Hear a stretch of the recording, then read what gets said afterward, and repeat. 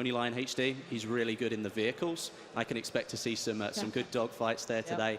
But obviously, we've got the other end of the spectrum. We've got people like Ali A and Vicstar, who are both big FPS players in their own right, and I think they'll bring something different to the Battlefield today as well. Yeah, I'm really excited to see Drunks as well, ex-Battlefield 4 pro player for Fnatic. He was a bit of a monster in his time, so he could have some fun here, but we'll see how much he's been able to put into this, because we are into it.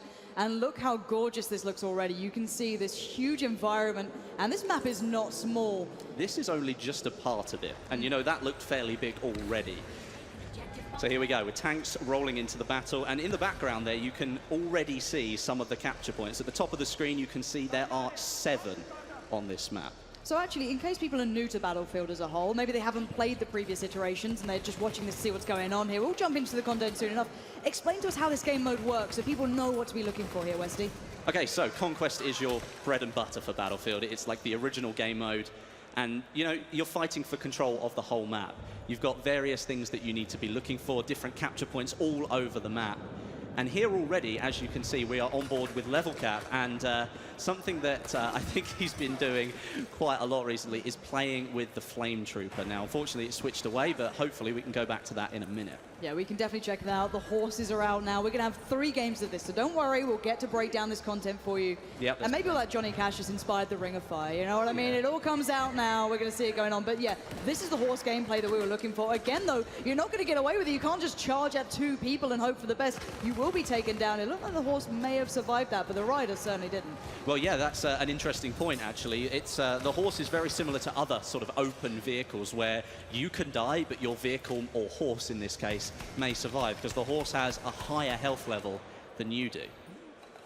So let's take ourselves through this map as well. What have we seen so far? It looks as though we've got kind of an... Nice takedown. What we're looking at so far is some sick sniping. All right, but coming back to the point, it looks like we've got a nice little area for what may be more infantry-based battling, and you've got this huge landscape as well. There's quite a lot going on here. If you imagine sort of like an oval shape to this map, at the top of the oval you've got an infantry section. It's almost like a little village, and we're in it now looking at some close quarters gameplay. And this really is sort of your destructible environment of the map. And there's a lot. In fact, I think there are 3 capture points on Conquest in this zone alone. So they are very close together, but they all vary a little bit. As you saw there, there's a capture point around the flag or the antenna. That there is a little bit more open, and then some of the capture points are further into these buildings, and obviously that creates even more close quarters gameplay. And then you go beyond that, and then you've got some of the capture points that are spread further around the edges of the map, and then you have one lone capture point right in the middle of the desert, in between all of the sand dunes. And that's one that's definitely going to be fought over with all the tanks and all of the biplanes flying over. And I'm loving the diversity of weaponry we're seeing so far. Already, you've seen the shotgun coming through, clearing out that close range where in that infantry sort of area where they really flourish, you get to punish. And it looks like we're on board with senai. This is not prop hunt, I can tell you that right now. So you've got to get into the battlefield and do some work. So he's going to be going for it, going with the charge here, but you can see the punish come out from the others. Already set up very well with his gorgeous rifles. Going to nick the horse and go for a ride. Why not? Go for it's up for grabs. You may as well take it if you can. Unfortunately, he didn't manage to get away there, but you know, that was a valiant effort. I think he deserves some credit there. Always going for the anti-tank line on the horse. That was an interesting way to try and take that one down. And so far, the horses look really good here. They look like they work with the map. They don't seem to be clunky or just out of place. They seem to be really having a purpose. However, the riders, on the other hand, are being punished. The plane crashes. This environment is absolutely beautiful. As you can see, as we take ourselves through this one, the teams are battling out hard. And actually, Westy, this is pretty close so far. It is very close, actually. Obviously, the Ottoman Empire up there on the right have taken a 5-point lead or so. And actually, we'll talk about the point system here, because that goes back to the Conquest game mode. It's slightly changed in Battlefield 1. There's no ticket bleed anymore. You might remember in previous games, if you killed a player, the score would change. Yep. And the way that the scoring has changed as well. It no longer counts down to 0, it counts up to a top value. And to remove the ticket bleed puts further emphasis on all of those capture points. You have to capture the flags in order to gain points for your team. And I think that's such an intrinsic thing with Battlefield, though. You play for the team, you play for the objective. You can't just win on your own. You have to be as one, and focusing on taking those points down is part of the plan, and taking yourself towards the caps here. And actually, let's talk through that there, because we saw the bayonet charge coming out. Now, I know some people know this, some don't. Again, you know, new viewers coming through. may not realize that maybe that's not always the best idea to take yourself further into it, because maybe sprinting works out better. Can you take us through a little bit of that mechanic? Because I know you know about it. Yes, I do. So the bayonet charge mechanic, obviously it's intended to take down a player. You charge straight into them with a very sharp object. The pointy end. But it can be used in another way, and a lot of people have started using it to very quickly get themselves out of a sticky situation. Maybe they're caught in a crossfire, they don't want to be there, or there's a player in front of them, they're not ready to go. They turn around and they bayonet charge out of the way because you sprint so much faster. However, though, after that sprint, you can only walk, because obviously you've just gone for a fairly serious sprint. And you can't sprint normally after that point, and that can sometimes leave you very vulnerable. Well, we're going to be seeing that up-close action here. The melee comes out, an absolute takedown comes in. That was lovely to watch. However, the tanks are doing the major work. I think that's actually X Factor in one of those, driving around, doing everything they can. But there are counters to this. Now, maybe new players that are going, well, how do you deal with a tank? You know, I'm just a man, but there are ways to get around this, isn't there? 100%. I mean, there are specific classes that are actually built to deal with that. And in this game, you're looking at the assault. And something that you might notice that you might not have seen before in previous trailers or gameplay from the alpha is that the assault players now have access to explosives. A bit like what you might call C4, but obviously a World War I version of that. So it's more like a dynamite stick. And that's something that you're likely going to see in the gameplay today. Very up close and personal, though. You have to get close to the tank to be able to get near enough to throw the dynamite.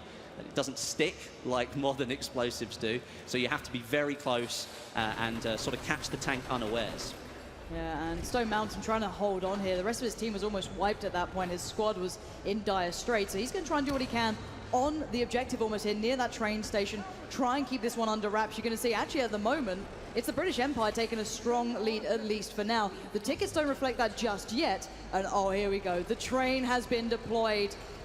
The hype train's about to come into the station here, Westy.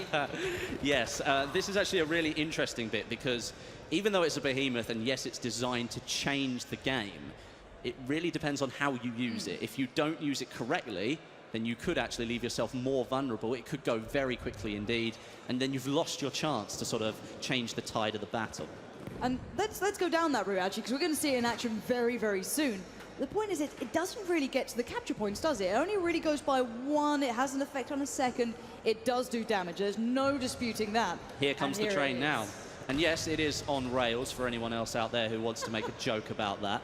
No, it is on rails, and it features 6 different seats, plenty of cannons on the side. It's actually got an anti-air cannon as well, so it is extremely powerful, not only to ground units, but people up in the sky really do need to pay attention as well. Now, speaking of up in the sky, though, there has to be a counter to this, as you said. There are ways to play around these behemoths, because we saw on that first map, people were kind of unsure how to deal with it the first time. Then you see that everyone coming together, taking it down and working through it. How do you deal with that train?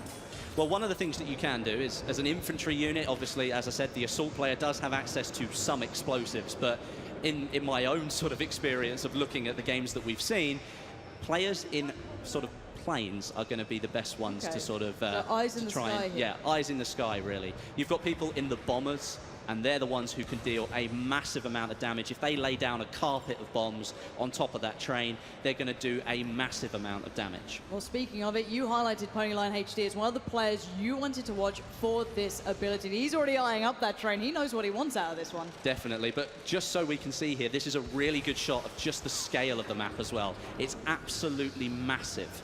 It is a huge map. You can see the objective off in the middle there. He's taking some serious damage, but he's going to come in, I think, for another strafe run if... Oh, he's going for the repair. He feels like he's safe enough to do that. But I think he's probably going to come in for another strafing run on that train.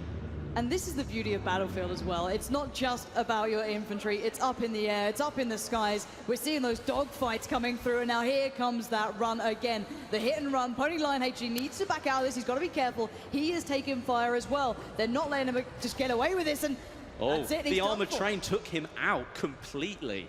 Wow, that really does show the power of that train there. That's something that you do have to note, though, is that people up in the planes may be the best people to try and take this thing out, but you leave yourself extremely exposed to everything else up there as well, because you're concentrating on something on the ground, not the other plane that's now behind you shooting at you.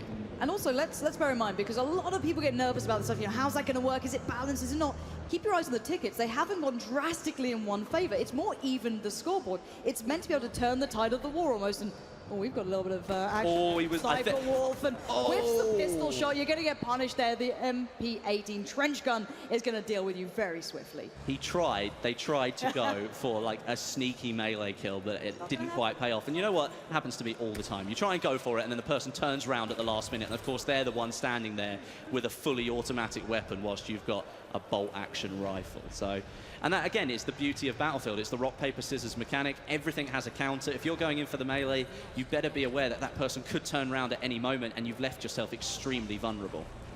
Who have we got here? This is Driftor.